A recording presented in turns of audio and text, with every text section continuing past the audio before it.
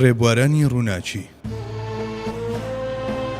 ڕێبوارانی ڕووناچی هەمیشە لە هەوڵی تێپەڕاندنی جسمانیەتدا بوون.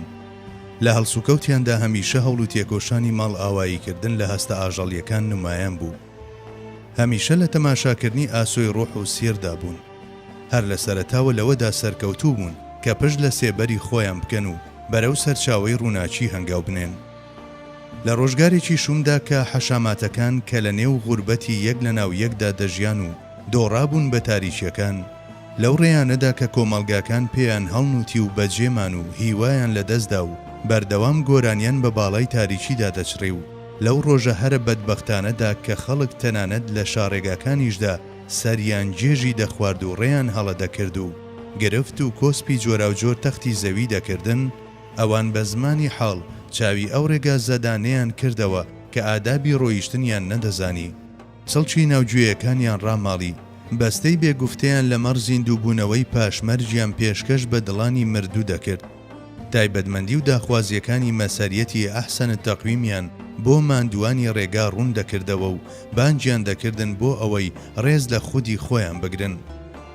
ئەم حاڵە قوڵ و نواندنا و سوناویەی ئەوان هەڵدێر و کەندەڵانەکانی پڕ دەکردەوە. لووتکە بەرز و دەستپێنەگەیشتوەکان دەگۆڕێت بە شارەی تەخت و دەریاکانی خوێن و زووخاو دەگۆڕن بە ڕووبەرگەلێکی ساف و بێگرد. هەروەک خۆیان دەڕۆیشتن و پێشبڕچیان لەگەڵ مەوداکاندا دەکرد، غەمگینە ناحاڵیەکانیش بەرەو کانگای تیشکە ڕووناکەکان ڕاپێش دەکرد.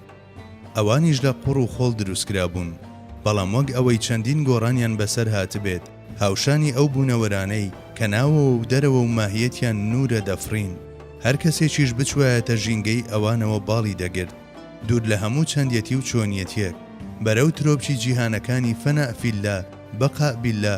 پێکاتەی فیزیکیان هەنگاوێک لە دواوە، ڕەهەندی میتافیزیکیان چەندین فەرسەخ لە دواوە، بەرەو جیهانەکانی ڕاز و نهێنی ناقابیلی ئیدراک، هاودەم لەگەڵ نەغمەی باریکەڵای ڕۆحانیەکان و هوتافی بڕۆن تۆپی ئێوەیە و چەوگانیشی ئێوەیە.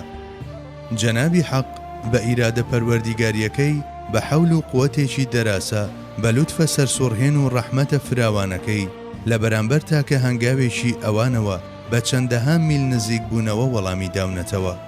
لە بەرامبەر بستێک ڕووتێکردنی ئەوان بە جۆرێکی بێ ئەندازە ڕووی تێکردوون. لە بەرامبەر ئەو وەفایانەدا کە لە چوارچێوەی ئیرادە بچووکەکەیاندا لوتفە پەروەردیگاریەکانی خۆی بەسەردا باراندون، لە هەمبەر خۆشەویستی و عەشق و شەوقە سنووردارەکەیانەوە بە بەخششێکی بێپایانی وەهای بەخشیون کە نە چاو دیویەتی، نەگوێ بیستویەتی، نەدەستی خەیاڵیشی پێدەگات. ئیدی لە سایی ئەمەدا کەوتونەتە ژیانێک لە نێوان حەیرەت و هەیمەنەوە و هەرگیز بە خەیاڵیاندا نەهاتووە ئەو ژینگەیە بەجێ بهێڵن. چۆن بە خەیاڵیاندا بێت لە کاتێکدا چاویان بڕیوەتە ئەو دیوی ئاسۆکان، ئەو دیوی ئەو دیوەکان، دڵیان هەردەم بە هەیەجانی جاویدانی لێدەدات، هەستەکانیان بە نەشوەی عەشق و تاسە جۆش و خرۆشی گرتووە. لە هەمان ئەو کاتانەدا کە لە چلەپۆپەکاندا لە شەقەی باڵ دەدەن، سەرجەم شتە پەیوەنددارەکان بە نەفز ڕادەستی دەمار و حەساسیەت دەکەن. لە پەیوەندێکی پێچەوانەدا لەگەڵ ئاسۆی هەستەکانیاندا لە خۆ بەکەمزانی، مەحویەت، خەجاڵەتی و ترس سەرشان دەبن. جاری وایە دەناڵێن و دەڵێن گەر بەم گوناهانەوە بمکێشێت حەزرەتی ڕەحمان، دەشتێت لە ساحەی مەحشەردا میزان. جاری وایشە بەوتنی نامەی جورمم بێوێنەیە هاوار بە ماڵم، تف و نەعلەت لە خۆیان دەکەن.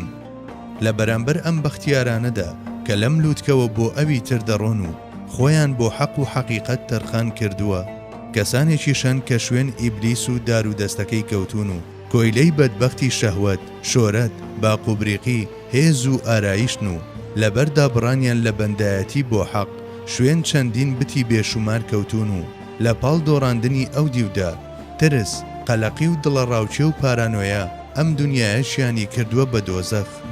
لە ترس و خەمی لە دەستدانی ئەو شتانەی دەستیان کەوتووە دوژمنی وەهمی دەخوڵقێن و بە شێوەی ڕاستەوخۆ و ناڕاستەوخۆ ڕوبەڕوویان بوونەتەوە و هێز و توانایان لەستەم، ناحەقی، خۆسەپێنی، زۆرەملێ و ئیستیبداددا تەواو کردووە و گەیشتون بە ئاستێک ستەمکارە نەفرەت لێکراوەکان لە چاویاندا شایەنی ئەوە بوون ڕەحمەتیان بۆ بنێردرێت. لە بازنەی دووبارە بوونەوەی مێژوودا سەدان نمونە لەم بوو دەڵانەی سەڵتەنەت، دەسەڵات، هێز و ناوبانکەن کە بە هەمان شێوە ڕەفتاریان کردووە، دەستیان بۆ هەمان فێڵ و تەڵەکە بردووە، بە چاوبەست و سیناریۆی هاوشێوە خەڵکیان خەواندووە و لە کۆتاییشدا کەوتونەتە ئەو چاڵەوە کە خۆیان هەڵیان کەندووە. غەددارە خۆپەرست و ستەمکارەکانی ڕابردوو هەمیشە بە عاقیبەت و چارەنووسی هاوشێوە لە ناوچوون.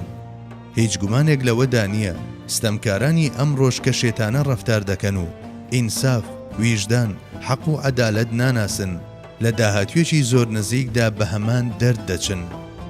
ئەو چەهرە درەخشانانەی کە لە ئاراستەی پێچەوانەدان هەمیشە بە بینینی ڕاست و بیرکردنەوەی ڕاست هاوشێوەی خۆیان هەوڵ دەدەن خەڵکیش ڕووە و خوا ئاراستە بکەن. دەستی یارمەتی بۆ ئەوانە درێژ دەکەن کە بە نەفسی خۆیان دۆڕاون و شوێن شەیتان کەوتون. نیشانەکانی ڕێپیشانی ئەمانە دەدەن و چاویان لە ئاستی نور و ڕووناچیدا ئاگادار دەکەنەوە، چونکە ڕزگارکردنی کەسانێک لە سەوڵەت و حکمی باتڵ و گەیاندنیان بە فەزای فراوانی حەق و دادپەروەری، بەستنەوەی ژیانی خۆیان بە مەفکورەی ژیاننەوەی کەسانی دیکەوە گرنگترین شیعاری ژیانی ئەوانە.